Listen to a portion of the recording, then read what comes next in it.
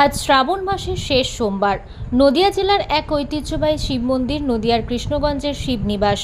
গতকাল রাত থেকে লক্ষ লক্ষ মানুষ নদী থেকে জল তুলে এই মন্দিরে শিবের মাথায় জল ঢালতে আসেন। এশিয়ার মধ্যে বৃহত্তম এই শিবলিঙ্গ এক অন্যতম প্রতিষ্ঠিত। আজ সকাল থেকেও একইভাবে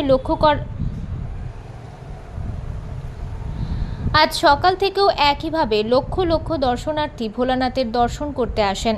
পাশাপাশি নদিয়ার আর এক অন্যতম শিব মন্দির নদিয়ার কৃষ্ণনগর দিগনগরের রাঘবেশ্বর শিব মন্দির, এখানেও চিত্রটা একই।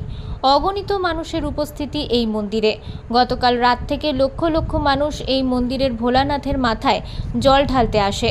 তবে রাঘবেশ্বর মন্দিরে শিবের মাথায় জল ঢালতে আসা দর্শনার্থীরা বলছেন, সংসারের মঙ্গলের কামনায় তারা উপবাস করে শিবের ব্রত করেছেন। পাশাপাশি তারা এও বলছেন, সকল মানুষ যাতে ভালো থাকে এবং ভগবান যেন ভালো থাকে, সেই প্রার্থনা করেছি ভোলা মহেশ্বরের কাছে। দিগনগর রাঘবেশ্বর মন্দিরে প্রতি বছর তো দেখা যায় এবং কাল রাতেও দেখা গেছে হাজারে হাজারে মানুষ এই ভোলানাথের মাথায় জল ঢালতে এসছেন। তো রাত না এসে ভোরবেলায় আসার কারণ? রাতেও তো অনেক পুণ্যার্থী ছিল, আর এখন যারা ঢালছেন ওনারা কাছের কোল থেকে এসছে, মানে লোকাল যারা, তারা দিগনগরের আশেপাশে গ্রাম সাইডের লোক। আর যারা যে সমস্ত পুণ্যার্থী কালকে রাতে দিয়েছেন ওনারা অনেক দূর দূর থেকে এসছেন, শান্তিপুর, দোগাছি, এমনও শোনা গেছে দার্জিলিং থেকে নাকি এসছেন। অ্যানাউন্সমেন্টে আমরা শুনতে পেয়েছি।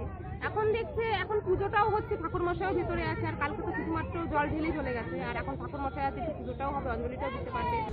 অন্যদিকে নদিয়ার শিবনিবাসের শিব মন্দিরে ভারত সীমান্তবর্তী এলাকার দর্শনার্থীরা ভিড় করেছেন পুজো দেওয়ার জন্য। তীর্থস্থানেই রয়েছে পুলিশের কড়া নিরাপত্তা, যাতে কোনো রকম অপ্রীতিকর ঘটনা না ঘটে সেদিকে কড়া নজর পুলিশের। কথিত রয়েছে, নদিয়ার কৃষ্ণনগর দিগনগরের রাঘবেশ্বর মন্দির রাজা কৃষ্ণচন্দ্র রায়ের বংশধরের হাতে স্থাপিত। অন্যদিকে নদিয়ার কৃষ্ণগঞ্জের শিবনিবাস মন্দির স্থাপিত করেছেন রাজা কৃষ্ণচন্দ্র নিজেই।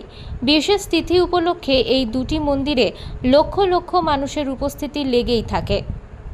আমাদের শিবনিবাসে যে শিবলিঙ্গটা আছে এইটা এশিয়া মহাদেশের মধ্যে দ্বিতীয়তম, এবং এইখানে প্রত্যেক শ্রাবণ মাসের 4টে যে সোমবার পড়ে প্রত্যেক সোমবারে এখানে জল ঢালে, এবং এই যে শিবলিঙ্গটাতে খুবই জাগৃত, এবং যে যা কামনা করে বা প্রার্থনা করে তার সেটা সাকসেস হয়। এই উপলক্ষে আজকে হচ্ছে লাস্ট সোমবার শ্রাবণ মাসে, এখানে লক্ষ লক্ষ মানুষ এসে পুণ্যার্থীরা আসে। নদিয়া থেকে মাধব দেবনাথের রিপোর্ট, আনন্দ বার্তা।